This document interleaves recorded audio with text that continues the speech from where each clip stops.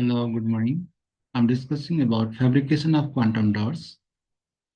Fabrication of quantum dots involves techniques to produce nanoscale semiconductor particles with unique optical and electronic properties.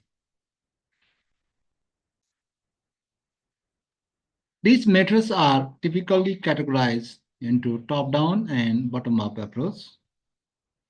There are several ways to confine motion of electrons. Holes of exciton is restricted to a very small space, that is on the nanoscale.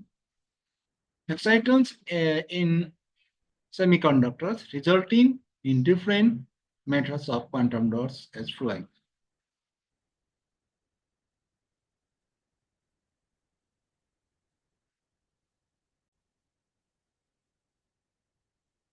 Okay, there are several ways to confine excitons in semiconductors resulting in different methods of quantum dots as following. Semiconductor nanocrystalline lithography made quantum dots.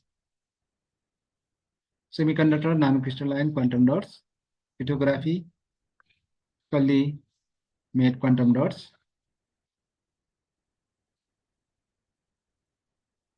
Field effect quantum dots. Self-assembled quantum dots. Quantum dot island. Strain-induced quantum dots.